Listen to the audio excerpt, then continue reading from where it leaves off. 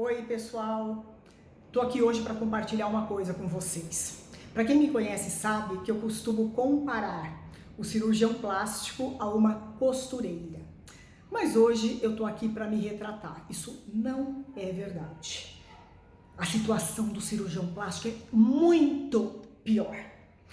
A costureira, ela passa lá a costura e os pontos ficam inertes, sem nem esboçar uma única reação. Na cirurgia plástica, quando eu dou o primeiro corte, quando eu faço o primeiro corte, o corpo já reage, mandando uma enxurrada de reação inflamatória. E a partir daí, se essa reação for muito intensa, a gente tem abertura dos pontos, as deiscências, a gente tem necrose, abre um buraco no seu corpo, a gente tem cicatrizes feias, grandes, grossas, escuras. E por que eu tô abordando, que eu tô trazendo este tema hoje?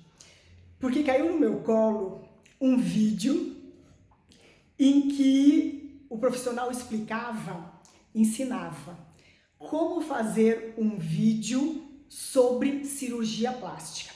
Eu não cheguei exatamente a abrir esse vídeo, mas pesquei algumas informações e basicamente ele falava que a gente tem que abordar o lado, enfatizar o lado positivo da cirurgia plástica, o glamour da cirurgia plástica e meio que varrer para debaixo do tapete as possíveis complicações.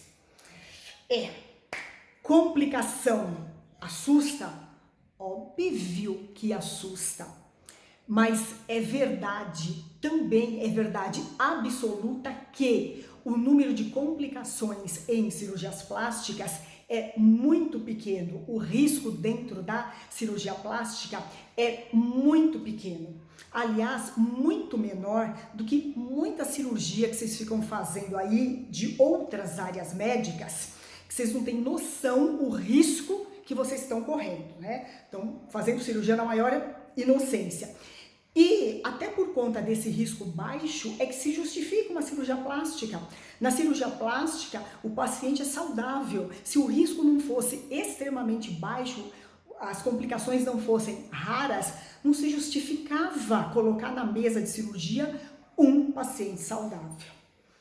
Mas é verdade, sim, que existe um grupo de pacientes, uma minoria, lá na extremidade direita da curva, uma minoria que tem sim riscos elevados de complicações.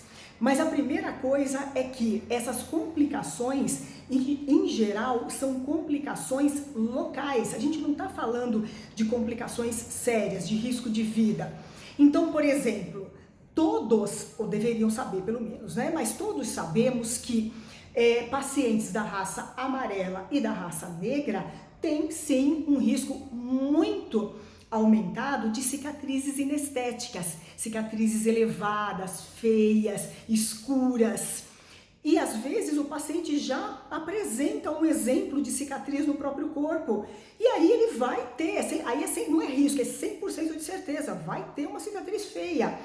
Pacientes fumantes, nem que tenham parado há 20 anos, tem sim um risco maior de abrir um buraco no corpo.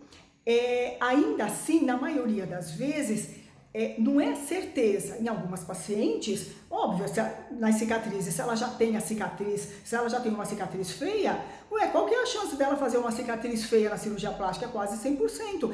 Mas, na maioria das vezes, isso é só uma possibilidade. Então, olha só, o número de pacientes já é pequeno. Aí, o número de pacientes com risco aumentado já é pequeno. E a possibilidade de risco é uma estatística, é uma probabilidade. Também, na maioria das vezes, não é 100%. Mas, independentemente disso, e até porque a gente não sabe em que grupo que nós estamos inseridos, esse assunto, ele tem que ser levantado, ele tem que ser minimamente divulgado, porque senão acontece o que a gente vê aí fora. pacientes extremamente satisfeitas, algumas delas se expõem na mídia, para rede nacional. Olha as cicatrizes que ele me deixou. Oi? Você achou o quê? Que ia fazer uma cirurgia plástica e não ia ficar cicatrizes? Mas olha o buraco! Oi? Você já não tinha risco disso? Mas eu vi casos maravilhosos! Ele tinha fotos com resultado maravilhoso. Oi? Você por um acaso se encaixa no modelo que tem a chance, tem probabilidade de alcançar resultados maravilhosos? Assistam o meu vídeo sobre modelo para cirurgia plástica, que vocês vão entender o que eu tô falando. Mas se for para correr risco, eu não opero. Ok, é uma opção, é uma alternativa. Mas, gente, em que mundo que vocês vivem? Só um exemplozinho. Os aviões. Os aviões não caem? Óbvio que caem. Já quantos aviões já não caíram?